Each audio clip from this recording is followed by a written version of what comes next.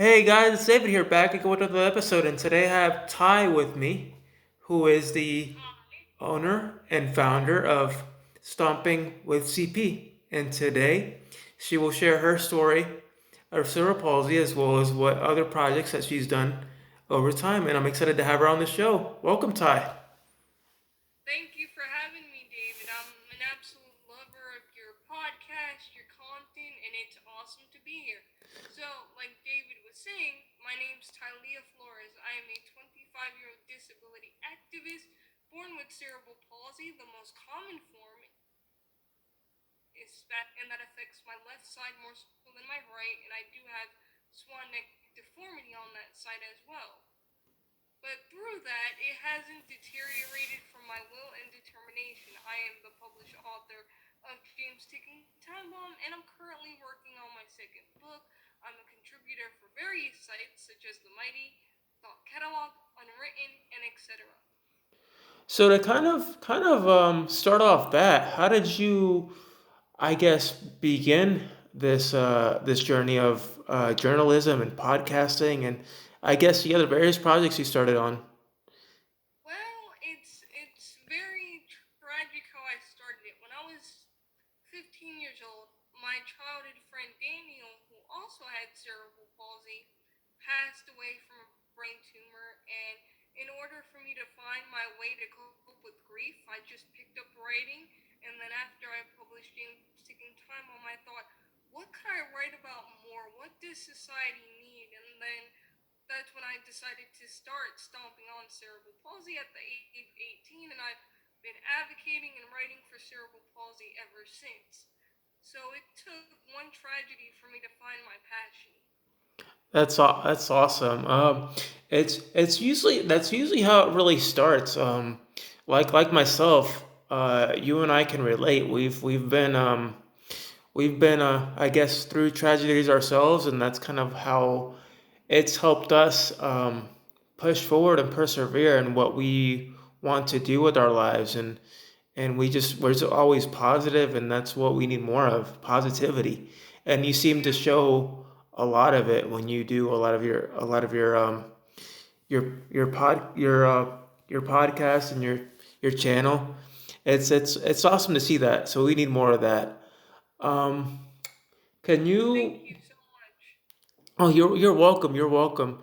And then before like you started everything, did you ever have, I guess, going through school, did you ever, I guess, struggle with self-esteem or bullying or anything like that because of Oh, your of CP? course, of course. I can tell you a few stories that I had when I first experienced bullying at the age of 7 years old. I was living in Miami Dade, and I attended Amelia Earhart Elementary School, and I had this bus driver. She was very mean spirited to the nonverbal kids. She would hit them. So one day, I went up there and I defended one of the kids, and I winded up getting hit. And luckily, the bus driver was fired Mm. after we filled in a complaint because they caught the bus driver on camera. And from there, I guess bullying was kind of a thing I always had to face because I moved around a lot, especially in elementary school. I moved to like three different schools. So it was a struggle, but I made it through it and I conquered and I stomped on those bullies. And most of the bullies that I have today do follow my journey and do follow my story. So I could appreciate that. It only made me stronger. Hey, like I've always told people since I was very young, it's always important for us to, I guess, to put it this way, to advocate and what we have. And usually, when I was a kid, every first day of every class that I guess every school year that I had, I always took the opportunity to explain to kids or my classmates what I had. So I'm pretty sure you did the same thing, and I guess it helped the I guess the so-called bullies eventually down the line understand that you're not just somebody with CP, but you're normal Yeah, human being. and exclusion matters when it comes to this, and even in fitness as well. Like, I remember being in PE and being told, well, you can't participate in this because it's not accessible for you. While you're a public school, you should have accessible options.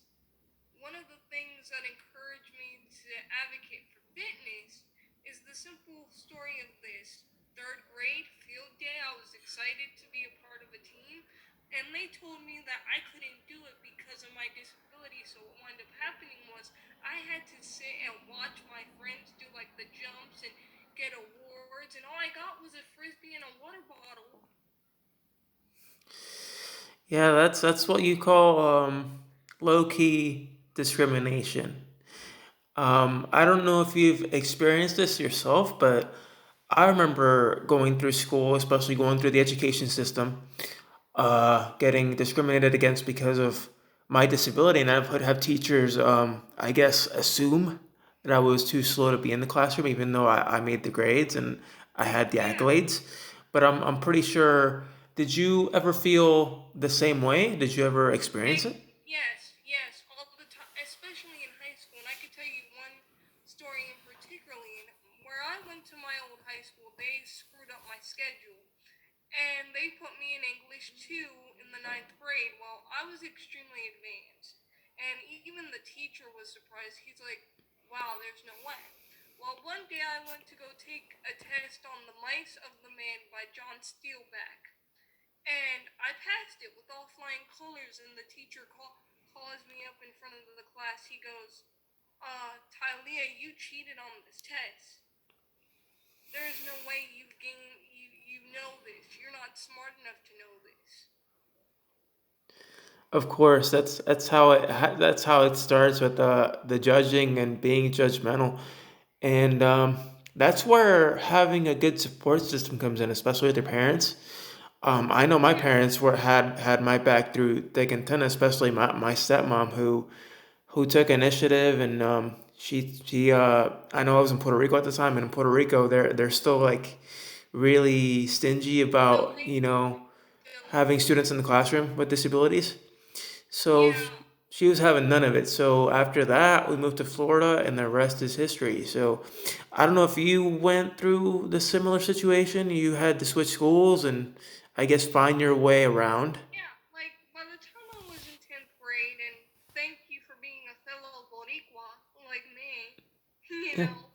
So by the time I was in the 10th grade, my mom decided after the school decides to give me an IQ test based on the IEP meeting, and basically the psychiatrist says, "Well, your daughter has short-term memory and long-term memory." And basically that day, my mom transferred me out of the school, and I went through Florida virtual school where I got my standard diploma, which the public school said that was impossible. I published a book by 16. So by the time I was a sophomore in high school, I was already doing what I loved. Good for you. I mean, it takes a lot of heart and a lot of passion to pursue that, especially at your age, and I find that really commendable. Thank you so much. So, um, after after going through the education system, how's your time in I guess in college? If you I don't know if you went to Well, I went to a trade college. school. I took a couple online courses because let me tell you something, college is expensive. Yes, it So is. I had to find different alternatives, and they're not really as disability friendly. Some of them. They're not very accessible when it comes to IEPs and things like that. So I had to branch out, and I found futurelearn.com where it allowed me to take my courses and still get my credits that way, but just at my own pace. So you've been I guess in this you've been with your platform for the last 7 or 8 years. Did you start all this on your own, or did you have like friends along the way that were there with you, like to just kind of encourage you? How did Yeah, you my begin? mom, my mom actually encouraged me, and my stepdad actually encouraged me to start stomping on CP. And It was kind of funny because right after James taking Time Bomb, I knew I wanted to publish another book about CP and do many things with the CP community, but I just didn't know where to start. I just didn't know where to start. So originally the name was just Tylia Flores, and one day while I was on a Skype call with my ex-boyfriend from Kentucky, he helped me come up with the name Stomping On CP. So, That's awesome. and it just stuck. So, so what is your, I guess, your goals as far as stomping on CP? Do you have a specific goal you'd like to accomplish, or what's your message My to? goal is to spread awareness through the articles that I've written. My goal is to expand Stomping On CP, get involved with nonprofit organizations such as United Cerebral Palsy, the Cerebral Palsy Foundation, in order to make a difference. And one of the things I want to touch base on is how important physical therapy is for an adult with CP. Because apparently insurance companies don't feel like fitness and staying fit is important. And I got physical therapy my whole entire life as a kid. It was great, 2 hours a week for an hour. Well, once I got into adulthood, it was 30 minutes, 6 sessions per year. That's the only thing my insurance covers. You're. Fitness and I was gonna say you're really lucky because when I got to adulthood and I had therapy, all they did was give me maybe 2 or 3 sessions, give me a piece of paper, and be like, okay, you're on your own. Go ahead and do them. So I was like, you know what? and you're I don't need physical therapy when I can do it on my own, and that's what I've done ever since. exactly. That's what I've had to learn how to do. Like right now, if it wasn't so cold outside, I would be doing aqua therapy. That's where I get my fitness from. But it's a hassle to stay motivated when you're not in a regular routine sometimes. Oh, it sure is. Like, I know when it gets really cold, and right now, especially with the situation with COVID, I usually go to Planet Fitness and train. But because of COVID right now, I've been kind of staying away. So I've been working out from home, and I have very limited equipment, but I try to make it work. Yeah, you try to make it work to the best of your ability, and that's what I always tell people. You have to adapt to your society because society is not going to adapt to you. We've known that as people with disabilities for many years now. Even prior to us being born in the ADA, and people had to fight for the ADA and equality. So we just have to figure out ways to do it by ourselves.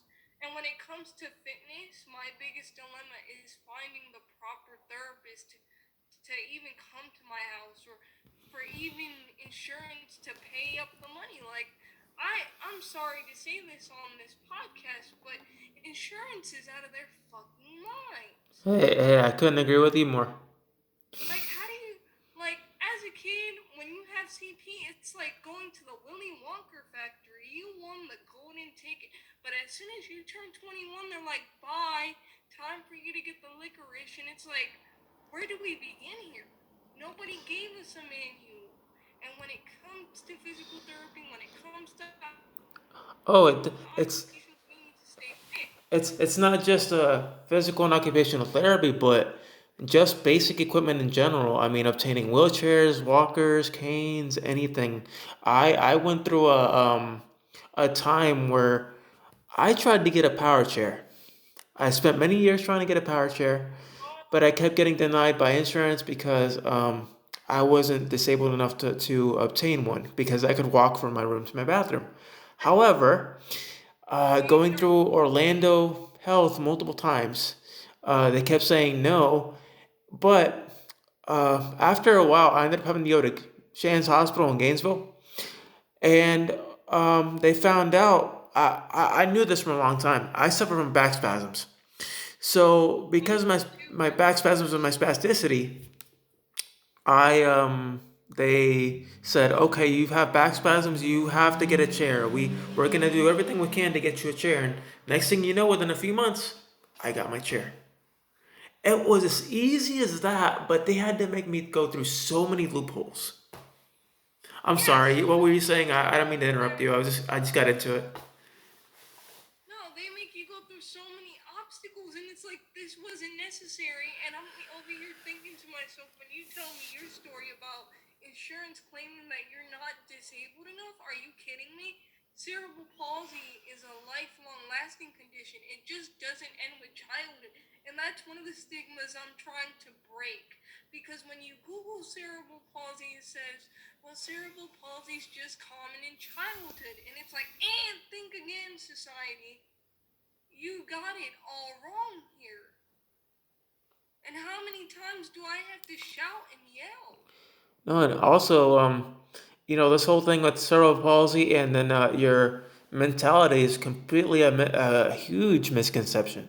Huge misconception because every time, I know when you and I, were kids, they would always say, "Oh, look, he has cerebral palsy, but he might have something wrong with it with their mind." And to this day, I still get the adult that walks up to me and they'll try to give me something like a T-shirt or some money because they feel sorry for me. I'm like, I don't need your Yeah, money.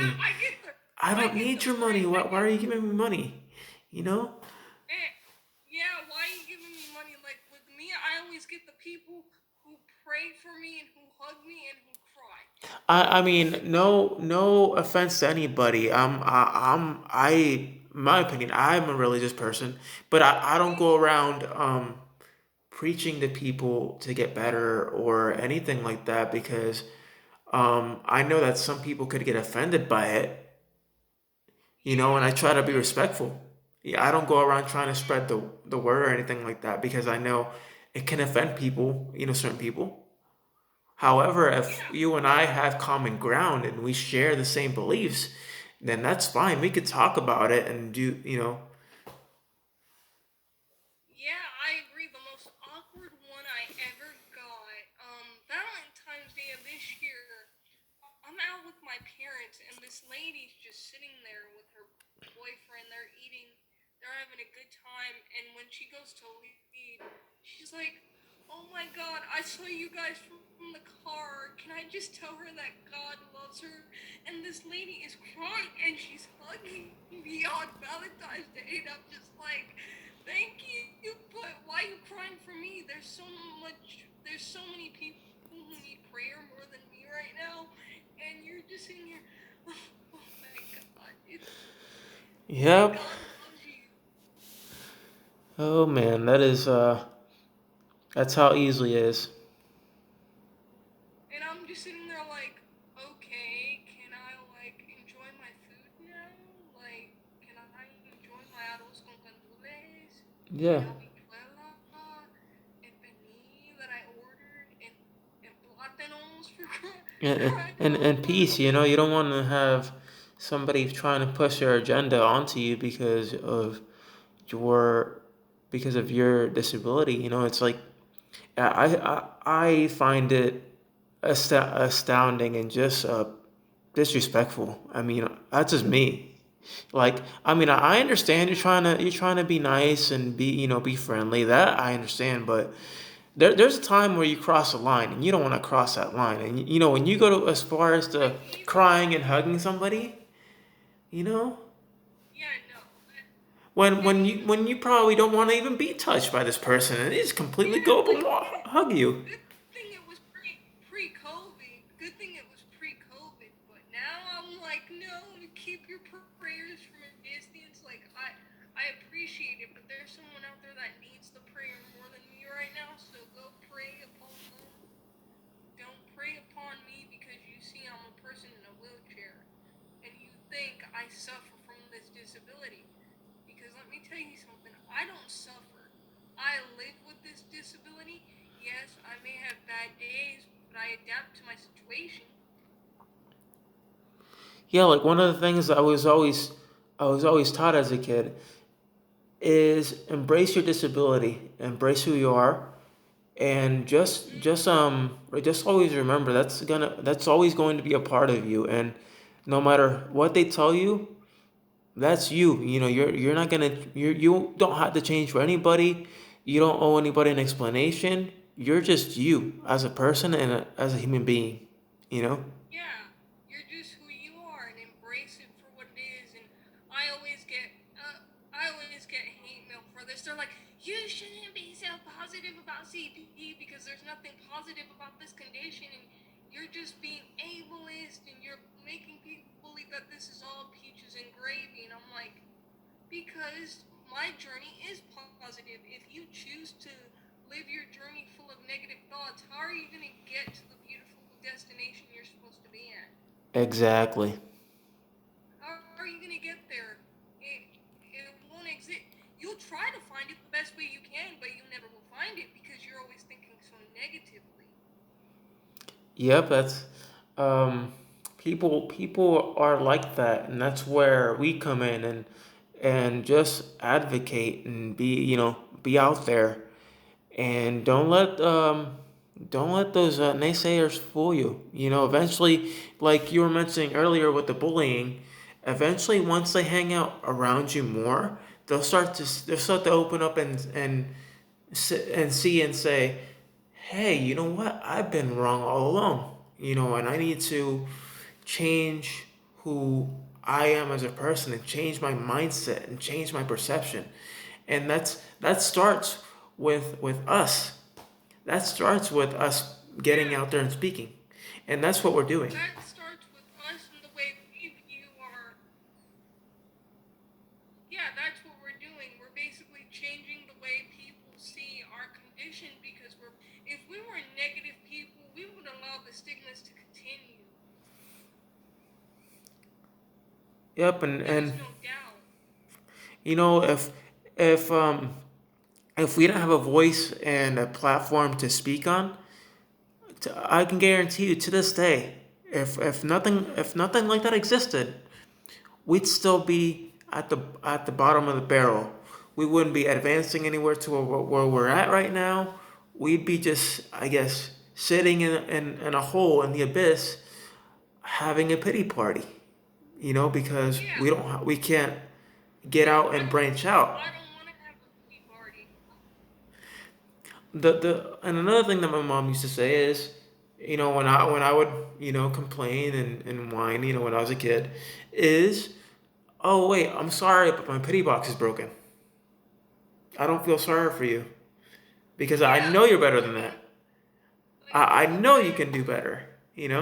She would always instill that in me. She would always tell me, "Hey, you have more potential than what you think you are. Yeah, Stop half-assing stuff."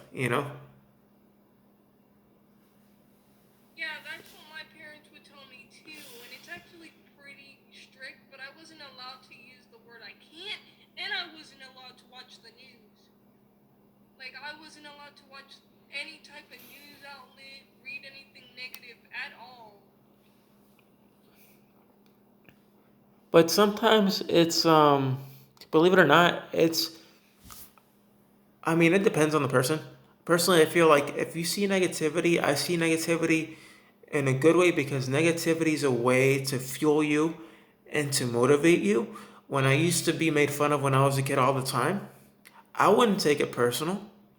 I would take that negativity, take it with me, turn it into motivation and positivity, and just like completely fling it back at them, with all my success. Yeah, And they'd be like, that's "But wait, that was supposed to knock you down.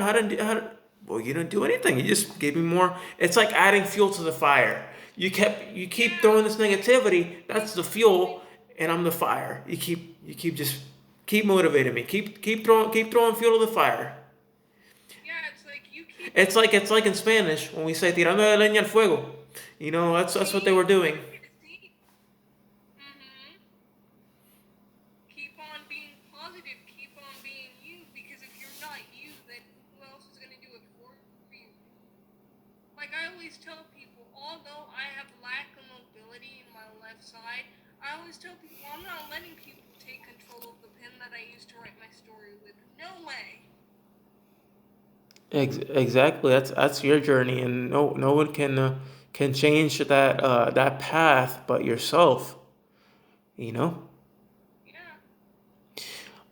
And then what is one thing you would tell, I guess, the listeners as to if they're struggling right now um, with a particular disability or a particular event in life or just negativity in general? struggling with all three things, and I'm gonna say what I always say at the end of every podcast, despite the obstacles you face, you gotta keep going. You gotta keep fucking stomping and tell yourselves, well, I'm the author of my own fucking life, and I'm gonna stomp on this, and I'm gonna overcome this, and I'm overcome that. So don't stop writing your story just because you had one bad chapter. It's one bad chapter, and we all have to live those bad chapters in order to get to the great chapters. So keep fucking going. That is awesome. I like that mindset. That's a that's a whole lot of positivity right there. You know, No, it's no room for negativity, David. Like I always say, cerebral palsy is already renting space in my brain. I don't need negativity renting the other half of it.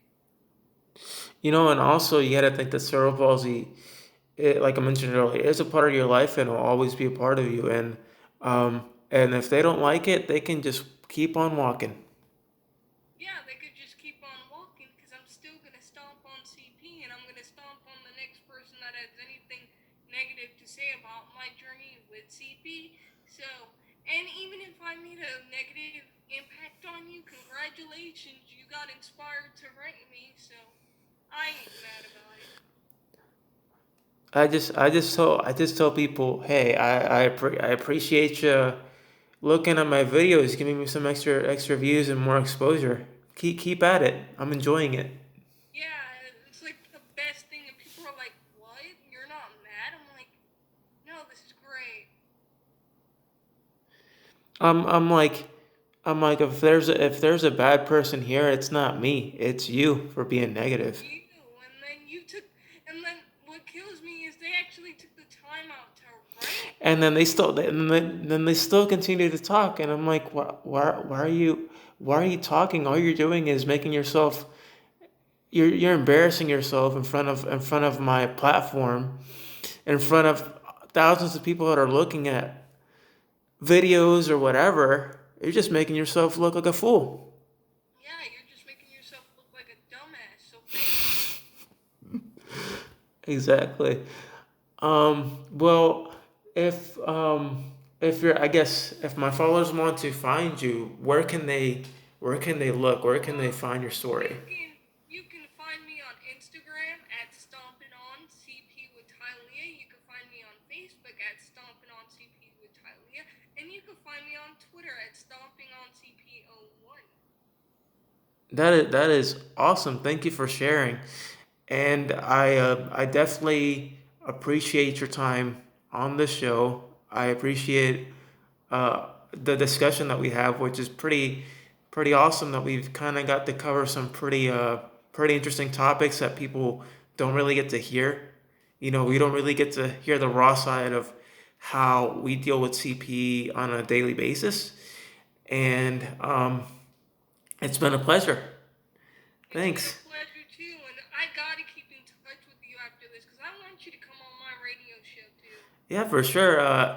Keep in touch with me. I'd love to be on. All right, well, it was good seeing you.